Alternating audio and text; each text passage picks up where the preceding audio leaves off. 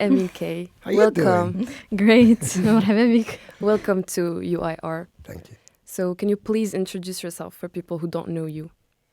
My name is Mohammed Amin Aqsbi, better known as Amin K. I'm a DJ, I'm a producer, and I think I finally found a great name for myself.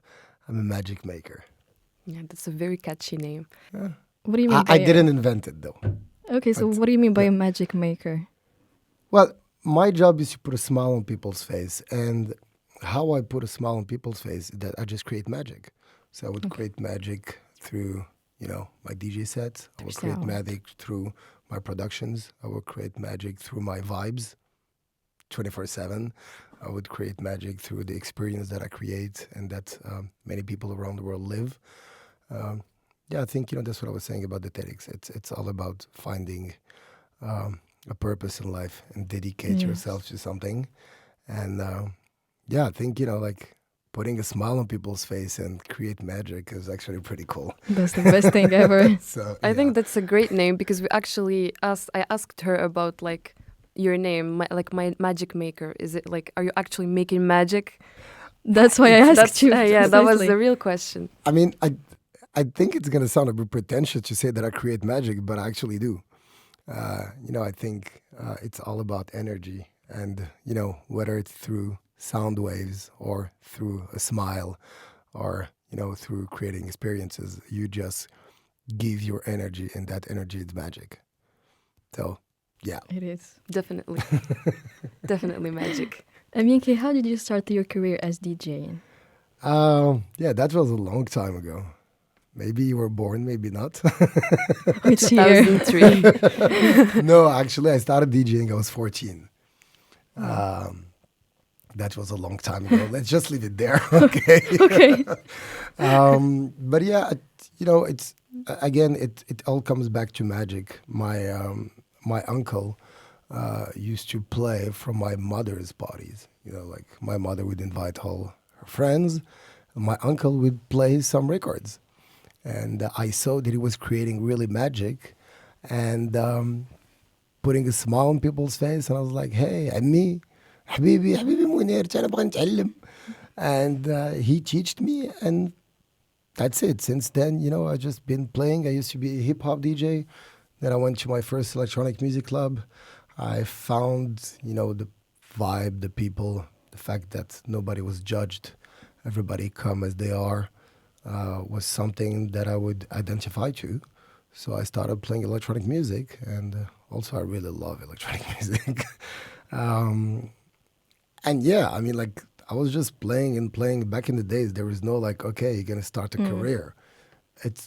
You're just a DJ, and that's it. And my career started very organically. I started playing here and there and there and there, and then you get a bigger booking, and then a bigger booking, and then here you are, touring the world. Well, that was also a lot of hard work. Of course. Mainly a lot of hard work. Yeah. Were you like already introduced to music? Like, did you like certain types of music, or was your uncle your first start into your DJing career? No, when I was a kid, my father always made me listen. When you go to school and your father takes you On the school. radio. I used to listen to the old French classics, Adamo, Jacques Brel, Edith Piaf, Bob Marley, Jimi Hendrix. You see all that era, and that's what I always loved. I think it's what is common. The common thing about all of those musics, and that it's music that has a soul, and it's music that conveys emotions, and that's what I've always tried to do throughout my music. It's build a journey and create emotions in people, different emotions, and just take them on a journey and make them dream. That's the best thing. Make people dream. It's a cool job, I know. Yeah, that's great. Very cool. So we are media students, and we touch a little bit of sound tech and stuff. So, and I know a lot of us here are really interested in pursuing a career in anything sound-related music. Yeah, good luck with that. Yeah, thank you. And so can you give us some insights on like your creative process? Like how do you prepare for a set? Or I don't. You don't. It's No. spontaneous. Well, here's the thing. I mean, when I was younger and I had way less experience, obviously I would prepare for a set just to give me more confidence. That should be the only reason why you prepare for a set. Because at the end of the day, when you start traveling all around the world, you realize that all the crowds are different. So, if you're going to play in Rabat or you're going to play in New York or if you're going to play in Tokyo, then it's just not the same people. They don't have the same sensibility. They don't react to the same sounds. I mean, trust me, first time I played in Tokyo, I was like, what am I going to play for those people? Because literally, they just didn't vibe with anything that I was used to. So I had to go and dig deep down my crates to find those completely crazy sounds that I could have never played somewhere else. And I played them. And they loved it. So, you see, that's something that I just never understood. DJs who prepare their set and then they come and they play the exact set that they prepared. That's not a DJ. That's a jukebox. Anybody can do it. We're in 2024. AI is here. Okay, ChatGPT, please, can you make a playlist for this club? Okay, cool. I'm going to play it. Wow, I'm amazing. Oh, take pictures on TikTok and Instagram. This is not being a DJ. Being a DJ is about having a beautiful, full record collection, knowing it, and going to a club. You don't need to be there an hour before. People go there an hour before just to party. It's useless.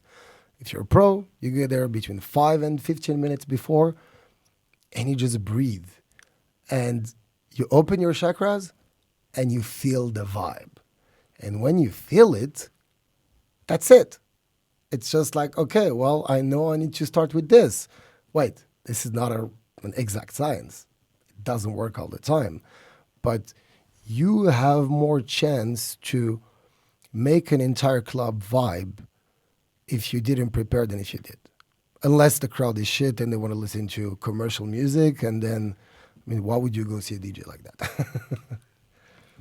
Do you have an anecdote of a day where you just your set didn't match with the people's vibe and you couldn't vibe with it, so you couldn't interact with them through your set? It happens. It's just, again, it's not an exact science.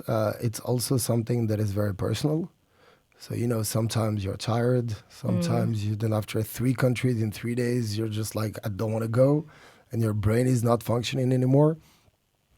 Thank God. Didn't happen to me many times because I have this amazing ability to put myself in autopilot mode. So basically, even if I'm tired, even if I haven't slept for 3 days, even if something bad is happening I gotta to do me my job. or whatever, I just go and I don't think. It's autopilot. But then I've been a DJ for 25 years, so You that's gain. you just gain experience. Yeah. Yeah. Do I have anecdotes? Here's the thing. I have a very selective memory where I remember only the good things. I have the same Very thing. positive vibes. Yeah, that's why you're always happy.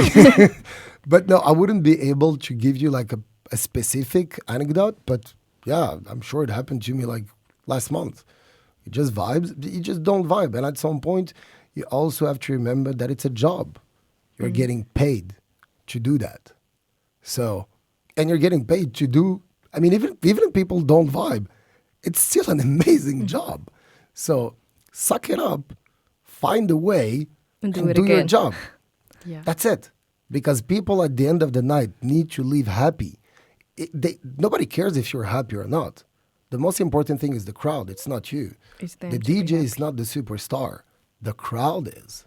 So again, suck it up, do your job, make them happy. If you don't want to go back to that club, don't go back. But make them want you to come back. But how do you how do you interact with them? Do you have secrets so that you catch their attention and they come back to the club? Secrets, I don't know. Again, it's all. No club is the same. But yeah, usually I try to catch them from the first track. So the first track, depending on basically, when I start, people need to turn their head and be like, okay, something happened. How do I do it? It's sadly not something that I could put words on. But it's going to be a track that has an intro. It's going to be something that is very different from what the DJ played before. Sometimes it's going to kill the vibe. I had a lot. You see, that's the thing about warm-up DJs. Many of them think they are the superstars and just come and bang the shit out of people. That's not how it works. That's not what a warm-up DJ should be doing. A warm-up DJ should be warming up. And so many times I arrive and the DJ before me is banging the shit out of people. I mean, bro, it's 1 a.m. We still have till 5. If you start making them scream and shout and they're gonna jump be very now, tired by the end. they're going to be tired in an hour. Yeah. Like, thanks, man. But, okay, I'll just come. The guy's banging the shit out of people. I'll just play the deepest track ever and kill the vibe. Or at least that's what the DJ before me is thinking. But what I'm doing is not killing the vibe. I'm transforming the vibe. I'm pushing the reset button. And I'm like, okay, now it's my turn. You see the guy before me, he went the easy way. And the easy way is bang the shit out of people, play the hits. It works. But that's not fun. The fun way to do this is, okay, you know what? I'm going to go super deep. And the people are going to be like, oh, what's happening? Who's DJ? Oh, what is he doing? And then slowly but surely, you will not even realize, but your head is They're going to be starting banging. engaging. And then your hips. And then 15 minutes later, you're going to be like, wow, it's so cool. So you surprise That's them. called the art of DJing. I mean, Kay, like, what would you advise someone like me who just started mixing? Don't. I already did. Good for you. No, actually, sorry for the joke, but just be yourself. Please, I beg you, don't try to be like the others. You see, that's what most young DJs don't understand. They all want to be like this DJ. But this DJ already exists. So why would they book you and not him? Okay, you're cheaper. but still, it just doesn't make sense. The entire world is DJ. I mean, I was one of the founder of the electronic music scene in Morocco. Back in the days, we were like 10. Now there's 10,000. So that's great. But the problem is that 9,900 are literally doing the same thing. Don't. And they think they're going to be successful like that. Well, it's not. Because if you do like everybody else, then why would somebody book you and not the others? There's always going to be somebody who's going to go, oh, I'm going to do cheaper than him. And then they're going to go for him. But if you're unique, you're going to suffer more than the others. You're going to have to work 100 times more than the others. You're going to have to be way more resilient. But when you're going to make it, you're really going to make it. And not just, one night stand. And you're going to make it by thanks to your own magic, Yeah. not others. Yeah. And you can look at yourself every morning in the mirror and be like, yeah. I did that. As you said earlier, be the best at what you're doing. Aim to be the best. Yeah, aim to be the best at what you're doing. Not the second best. Not the second. Come on, who wants the second best? Nobody But we start from there remembers, at some point. Nobody remembers the second Yeah, place. exactly. But we do start from here. Yes. Thank you so much. Thank you, Amine, for My coming. pleasure. It was amazing. Thank you so much. Seriously, I'm impressed by UIR. You have all the tools to make the magic. future generation of Morocco. Please do it. We're trying. We're trying. Thank Bye-bye. you. Thank you. We wish you Thank the best so of luck. much. Thank Bye. you.